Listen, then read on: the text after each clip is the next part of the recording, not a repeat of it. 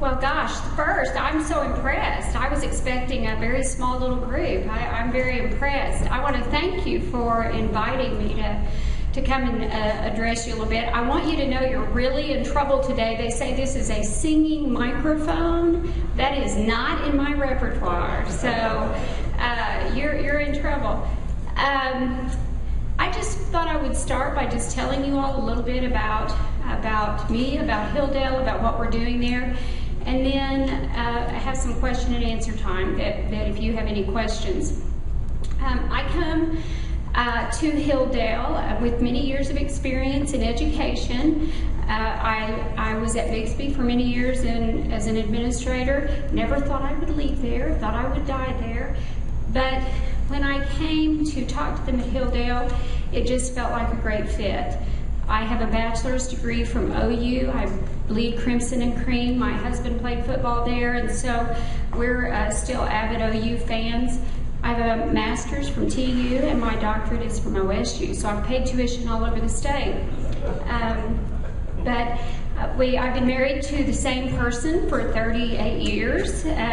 He was a coach and a teacher for many years, and then he's now in Glenpool as an administrator. So we have two children, two great children. I have a son who's a firefighter. I have a daughter who's a teacher. We have two great grandchildren that we're taking on vacation next week, so keep me in your prayers next week. 7 and 11-year-old, and they are the light of our lives, but traveling with them is not always easy. I came to Hilldale, I think, because I felt passion there. It felt like a good fit for me. Hilldale has 1,800 students. They've had a high school since 1983, probably many of you know that. It was a elementary school prior to that. In 1983, they had their first graduating class. There are so many quality people there. It's just a phenomenal place from what I have seen in the year I've been there. We have great students that are very invested. One of the first things I noticed, we talked a lot about discipline. The administrative team, when I first got there, we talked a lot about the importance of having consistency and discipline and order in order to have a safe environment. Safety is always uppermost in my mind. And so that's very important, to lay that groundwork, that if you take care of the little stuff, it doesn't become a big thing. And the very first day of school, when I walked into the high school and the bell rang, there was no one in the hall. I was stunned, because that's not very common, I'm just going to tell you. In many schools, those little things are what get into problems for us. But we have wonderful students, and I'm very, very proud of them. We've done things academically. We've had kids that have excelled. We had a Oklahoma All-Stater this year. He's going to OU, Boomer Center. Going to go to OU, and he is a wonderful student that we actually used him to work for us a little bit this school year in our technology department. Very knowledgeable, very mature. Has just been a great example for our kids. So we have great things going on academically. Athletically, they won, right before I came, they won the baseball All-State. Did very well with that. Our football team went further this last fall than they've ever gone in their history of having a football team. Made it to the semifinals. Baseball and softball have done very well this year. Our soccer team, we've only had soccer 2 years, just completed our second year. And here in our second year, we had 60 kids out. And so we've ended up having to try to restructure and figure out how to have enough adults out there for 60 students, both boys and girls, because they were expecting about a third of that, and ended up with 60 students. So they've just continued to roll academically. In March, we passed a bond issue, a $7.1 million bond issue. If you don't know a lot about school finance, it's a whole nother animal. It just has a life of its own. We are dependent upon the State Department, the legislature, and the State Department, and the federal government for a great deal of what we accomplish in public schools. The buildings In Hilldale, I can tell you, we get about $230,000 a year to maintain and build new buildings. If you look at what it costs simply to have custodians and to pay your electric bill, and obviously that doesn't go very far. So we have to live and die basically with bond issues when it comes to new facilities. We passed $7.1 million bond issue, very appreciative of the patrons for that. We are going to be building at the elementary an entirely new cafeteria. If you've ever been in there, I invite you to come if you haven't. It's the same cafeteria that's been in Hilldale Elementary for many, many, many years. Same tables even that have been there for decades. And we desperately need what the cafeteria staff is able to do every day to feed 900 students at each of those buildings, at elementary and secondary, is phenomenal, because they're in a closet and it is stacked with stuff. And so we're going to be building new kitchens and new dining facilities for them, as well as some new classrooms and a new band room. Our band room is very much in need of some major repair. So we're going to be rejuvenating that and actually building a new band room. I'm so excited to say that we've spent a great deal of time with architects and construction managers in the last weeks, and we are going to be able to build each of those facilities as a safe room. We will have adequate safe room space to literally move every student and every staff member in our district into an enclosed, FEMA secured area in the event of any kind of disaster. So we're very excited to be able to do that. It cost a little bit more, but it's something we kind of took away some other things we had on our wish list in order to be able to accomplish this. So we're very excited about that. What else? Construction's very slow in schools, and so we are at the point right now of finishing up drawings, getting ready to do a lot of roof repairs that are desperately needed there, and then hopefully we'll be moving dirt by September is what we're hoping, to be able to start these new facilities. I probably can't talk to any group without mentioning to you, this is not a political statement, but just to say to you that the state of education in Oklahoma is at a critical phase. We have, since 2008, we have increased in the state of Oklahoma over 30,000 students, yet we've lost over $200 million in our budgets. And everybody's bleeding for money, and everybody is in need. We are really at a critical juncture, I think, in education. So when you hear those comments in the newspaper or on TV about education, I encourage you to stop and listen to that, because we are at a point. I can go back philosophically. I have huge passion for public education. I believe it is the great equalizer. I've traveled outside of this country, and I can tell you there's no place like this as far as education goes, where it doesn't matter where you come from or what your parents have, you get an education. And that's not true in other parts of the world. And education is the equalizer in our country. And I feel very worried about being able to maintain this, because we tend to be tipping it so much, where it's such a cost issue for us. A bus cost us $100,000, and that's just $100,000 just to purchase it, and now we've got to maintain it. Classrooms, to build a new classroom, I can build 2 new classrooms for about $400,000. We only get $230,000 a year, remember, out of our budgets to pay for everything at Hilldale. So I would just say that I hope that you'll get politically engaged when it comes to education, because we are at a critical juncture, I believe, in where we are at this point. Questions? What can I answer for you all? You ever see another site for the elementary besides its current campus? The board and administration prior to me were very diligent, I believe, in planning ahead with property. So we own 20 acres just west of our current elementary and 20 acres just west of our current high school football stadium, 20 acres both places.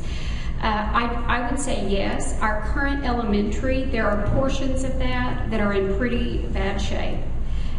It's just a fact that buildings erode over time.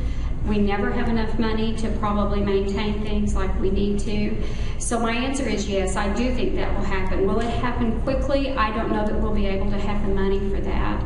I like a configuration, and I think the research supports a configuration. But right now we have our 6th grade in the middle school. I really like 6th grade with elementary. I think developmentally that's more appropriate. But we don't have room to put them in our elementaries. So we would have to look at building a different configuration in order to accomplish that. But we do have that 20 acres over there. We're building the new cafeteria that way to try to start moving toward that 20 acres. The high school's a little trickier to just jump into another building because then those students need to go back and forth to other activities, band or business labs or whatever you have. So it's a little trickier, but at the elementary, it's just surely an issue of money. But yes, I do think that will happen. We have a horrible, if you all live over there, you know, we have a horrible traffic problem at both of those sites. I thought I'd seen traffic tie-ups at school. Nothing compares to what I've experienced there.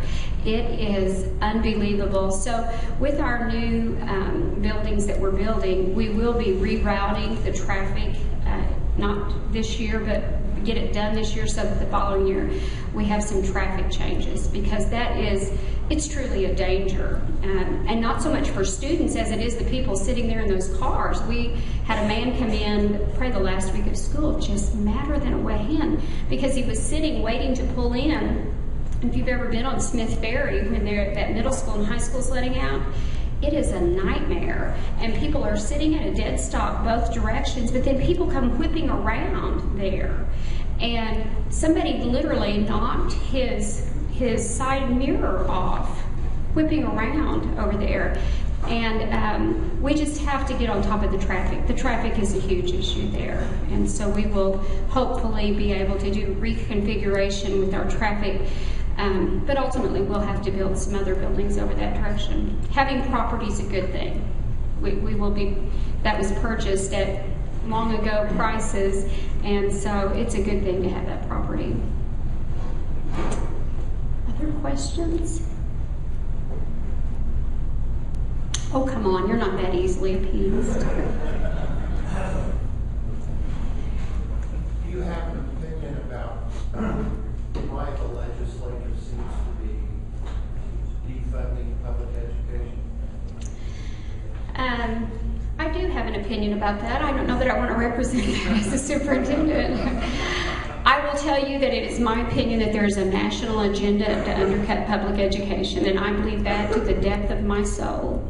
That we are privatizing, if you will listen closely, from prisons to public education, we are privatizing the world. What privatization? I'm all for that.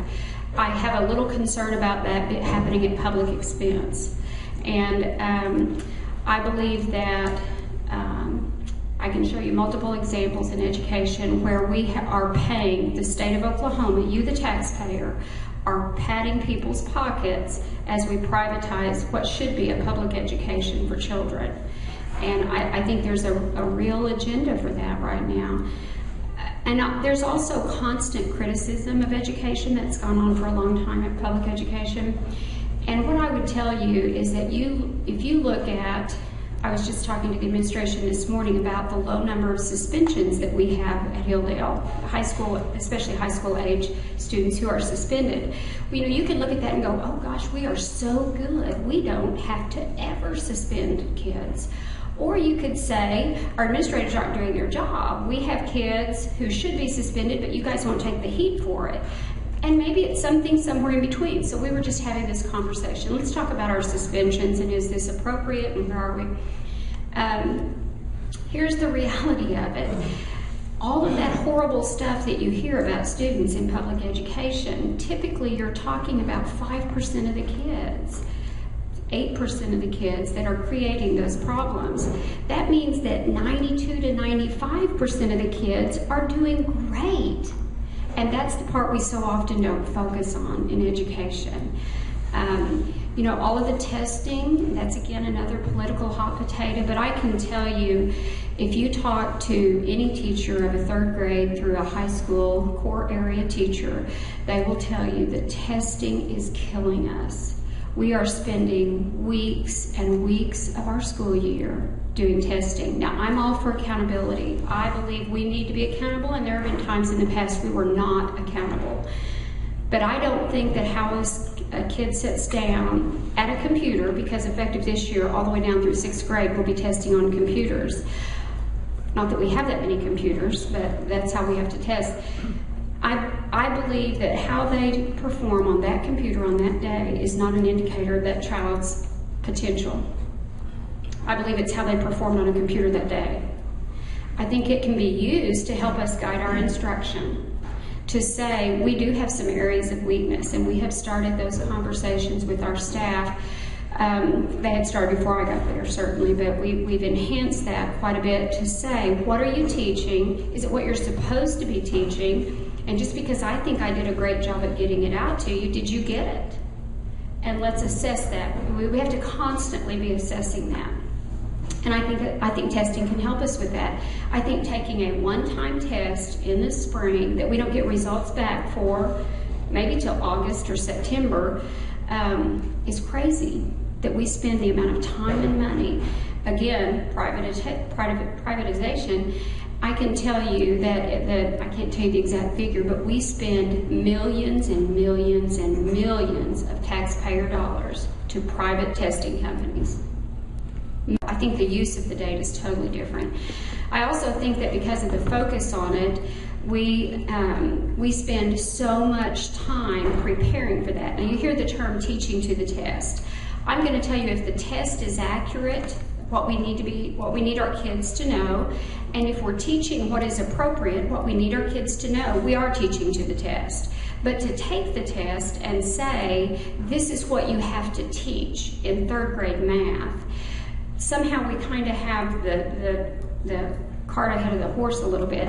So, and the other thing that you need to understand is that, I don't know the exact year, but I'm going to say that even 15 years ago at Hilldale Public Schools, probably not more than 10 or 12, maybe 15% of their students qualified for free and reduced lunches.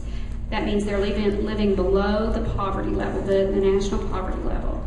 Now we have 47%. Half of our kids are living below the poverty level in Hilldale, and I think that's a misconception. A lot of people think it's a very wealthy district. We're not wealthy. In Muskogee, that's over 85% of their kids are living below the poverty level. So when you take a child that is their focus is in survival day in, day out, I'm doubting they're going home and doing homework at night like many of you did. And it's just a whole different world. We're just in a different world. I also believe, though, that the tests at that time were much shorter, much more compacted, and it was used as a general guide, not as a tool to determine effectiveness of teachers. It will be on teacher evaluations now in 2 years, where teachers can be hired and fired based on how they score, how their students score. Well, again, if we have 47% free and reduced at Hilldale, we have 85% at Muskogee, and you have 18% or 12% at other schools. Are you comparing apples to apples here? And the answer is you're not. There's a great deal of research about students who live in the poverty level and how they learn differently and how they retain differently and how they spit it back out differently. And so to do it on a single one-time test is not a real reflection of what those students' long-term potential is. We've had a focus in education on being college ready, and I'm obviously have paid tuition everywhere. I believe in going to college. However, do we want all of our kids to go to college? If so, you'll never find an electrician. I mean, we have to have students that want to go, to be diverse. We need to teach kids to figure out what their strengths are and to be diverse. We really don't want every student going to college, or do they need education beyond high school? Maybe, but do we want them all going to college? But that tends to be how our curriculum is geared right now. Mike Gard and I have talked about this several times, that we're really geared toward college prepared. But in most schools, in Hilldale, I can tell you about 68% of the kids go to college. What percentage of that do you think finish college? It's down in the 40%. So that means that 60% of our kids didn't get a college education. They didn't get a college degree. So what are we doing to make sure those students are prepared for life after high school? And I think that's a focus that we have to have a diverse focus, both for college preparation, but also for life preparation for students. Yes. Okay, well then what's the solution? You're being driven down this railroad. We are. How can you change that then? It's going to take politics, unfortunately. I don't believe that education should be political, but it is highly political. It is going to take a change politically. It's going to take I think we're starting to get some recognition that perhaps that single test is not the most important piece. It is an important piece of data. It's just not the most important. So what we need to be doing, and we're going to be moving that way more this year, is that we do consistent assessments, mini assessments throughout the year, where a teacher gets that data back very quickly to say, oh, okay, I have 23 children and I see that 4 of them are good to go, they're moving on. I have 6 that are struggling with this. And then I have another 14 or 13 that are in the middle. And so how do I teach to that diversity? Every one of our classrooms now, I'm sure Janet can tell you, the diversity in the classroom is huge now. And where those students are when they come to us is very different. Not too many years ago, we were enrolling kindergartners at a district I was in at the time. And we had a kindergarten, a little girl who came in who now going into kindergarten, 5, could get online, surf the internet, come up with games she wanted to play, click in, fill in her password, and go. And the student right behind her did not have running water in their house. Yet they all start kindergarten the same day with the same expectation, and they're not the same. And so I think the answer is that we have to allow more local control. I think what is needed in Muskogee Public Schools may not be the same that's needed in Warner Public Schools, may not be the same as what's in Oklahoma City Public Schools. So I think we have to allow more local control. We have to do more mini assessments, some people call those benchmarks, to be able to benchmark where our students are through the course of the year and respond. Just taking a test does nothing for us. It's what you do with that information. So if we're saying our children in U.S. history don't know documents, they do not know the documents, well then we need to know that while they're still in U.S. history, we need to fix that. We need to make sure they're exposed to that. But when we get that the next year and they're no longer in U.S. history, it doesn't do us a whole lot of good. So I think there are some things like that. In some states, I can tell you they do get test results back much faster than we do. That has been a consistent complaint for years in Oklahoma, that we don't get the test results back quickly enough to be able to do anything with them for that group of kids. Yes? In defense of public education, even back when I was in it, I recognized that one of the problems we're dealing with is the schools have been charged with trying to teach everything to each every child, which is impossible. And we're now even trying to teach a severely physically handicapped child who can't even rational, mentally, physically handicapped. They're in your schools right now. Absolutely. That's a defense that we need, that's a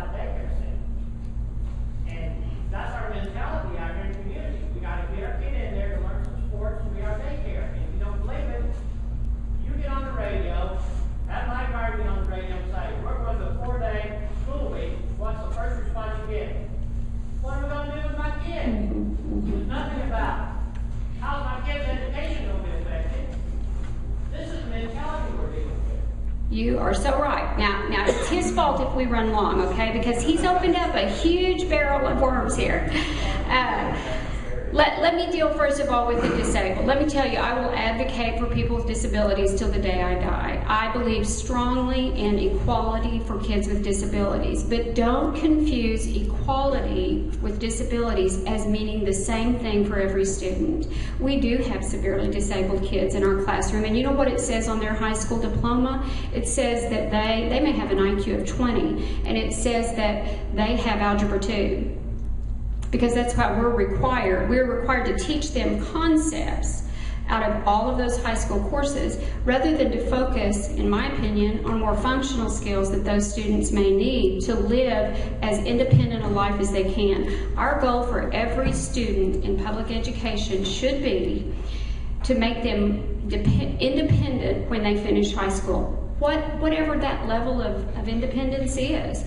For a severely disabled student, that may mean feeding themselves, toileting themselves, knowing where to go get their clothes and get their clothes out. It's more functional skills, but we have very limited time to focus on those things. Remember that a very small percentage of our students are that severely disabled. We have 1,800 students in Hilldale. We have 317 that are on IEPs. They're in special education. Many of those students, and I'd say that percentage is pretty typical. Many of those students, however, are a child with a learning disability or a speech-language impairment. They're fairly mild issues. They interfere at school, but they're going to have a productive life with life after school. So I do believe that we have to provide for those students. I think to be held to that same level of accountability is asinine, and somehow we've got the tail wagging the dog when it comes to special education, in my opinion. I don't want them isolated. I don't want them separated. I want them to be around peers, because here's the deal. I don't know of a retarded bank account. If you're going to have a bank account, you've got to know how to do it. If you're going to get in line at Walmart, you have to know how to do that.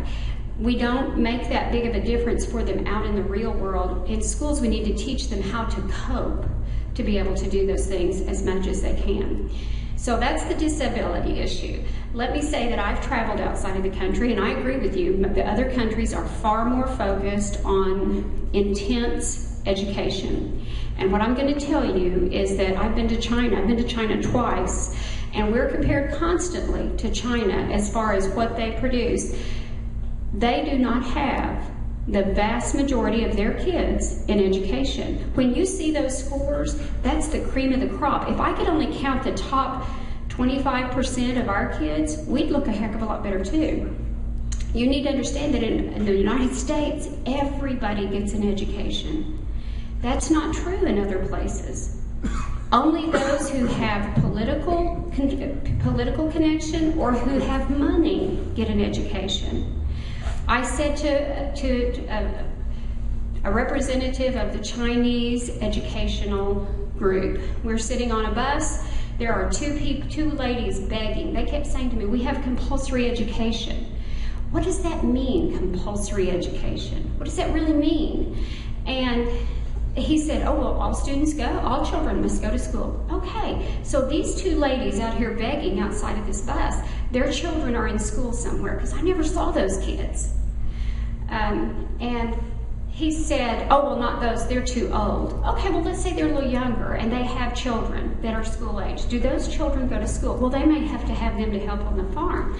You can never get a straight answer when you talk to people about that. But the reality is, almost all countries do not educate the masses. What they educate are the cream of the crop.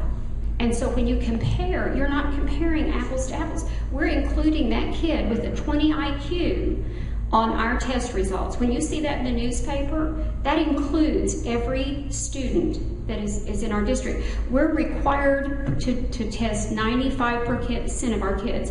So if we have kids out sick, we've got to get them back by the certain window so we can get them tested, or we get deemed for that.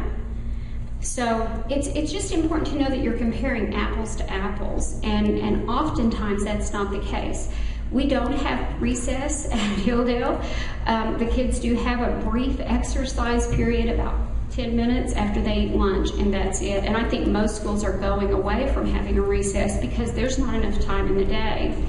I do believe there is an element of the communities, and not just here, but everywhere, who really do see schools as nothing more than daycare. And I can show you documentation of that right here. That is that we have, at the elementary, in the first grade, we have 7 teachers. In other words, we have enough students to fill 7 classrooms. At the kindergarten, we have 6 teachers. At pre-K, that's only a half day, okay? It's only a half day long. We only have 2 teachers. The reason is that people need daycare the other part of the time. They can't, two parents are working, they can't bring their child and then have nobody to pick them up at noon, or nothing to do with them in the afternoon, and vice versa for the afternoon class. So I do believe that there are some people who believe that. I think that we want to be, I consider myself a public servant. I want us to be a service to our communities, but first and foremost, I want us to prepare kids for life after school. And I think that we need to work with our families, and we need to make things as good for them as we can. Many of them are in unbelievable pressure, and I want it to be good for them. I also, however, want us to maintain a focus on education. And I think we need a longer school year in Oklahoma. I think we need a longer school day in Oklahoma. But that's, again, a legislative issue. They're going to have to fork up money for that.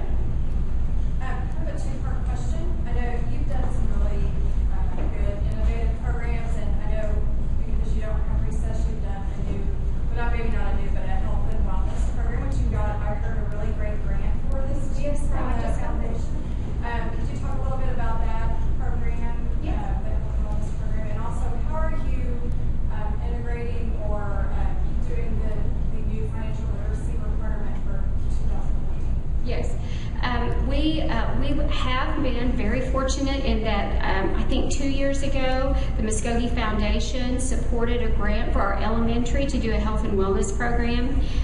Beth Wells, if you know Beth, she has been at the elementary in PE for some years. And I'm telling you, if you ever need energy, you come down to that elementary and you watch Beth. She has those kids going, and she may have 40 of them in there, and they are all moving and doing all the time. She is phenomenal. And she and Eric, her son, who's our technology director, along with our middle school PE teacher, came up with a program to move that to the to the middle school. When you hear all of this about childhood obesity in our country. When Beth did her pre and post this last year, what she found is that we had a higher percentage of students underweight than overweight. And that was a shock, because that's all we hear about is childhood obesity. A whole nother rant I could get on would be child nutrition, which comes out of the U.S. Department of Agriculture and has been abysmally gutted in the last 2 years. When high school kids are saying to you, we're starving, we're hungry because of the nutritional limits that are placed now on our child nutrition programs, it's just a sad situation. But we found at Hilldale, at the elementary anyway, that our kids are more underweight than overweight. But we will be moving that. The Muskogee Foundation I just received the notification this morning, the official notification, that we received another grant to move that to our middle school. So we will be looking at ways to keep that activity going. The idea is to give them lots of things to do that they can do outside of school as well. Teach them to do action, movement, doing things all the time where they come to like activity, and therefore will stay active beyond that 40 minutes of PE class. So we're very excited and very appreciative to have that opportunity to move that to the middle school. Middle school kids are, again, a little bit different. If you have ever lived with a 13-year-old, you know that. They're a little bit different, and sometimes they're a little harder to motivate when it comes to physical activity, especially they'd rather do this now. And so we're excited to have that opportunity to expand that. The financial literacy, we do an actual class in financial literacy. We do that at the middle school level. Some schools embed that in their curriculum. So there are 14 standards you have to meet in financial literacy, and they may do 3 in this class and 5 in that class and embed them in their classes. I will applaud Hilldale on several things, and it was before I got there. But they have a specific class for financial literacy, and I think that's important, where you teach kids what is an interest rate and why do you care? That's the whole concept behind financial literacy, is that kids have some better understanding of impact. Another class that we have at Hilldale that is one of the greatest ideas that I have seen in a long time is, we call it senior class. It has another official name, but it's called senior class. And what senior class is that every senior is required to enroll in a class. There are a few exceptions, like if they are going to tech and we can't fit it in their schedule, but we have one instructor who teaches senior class all day long.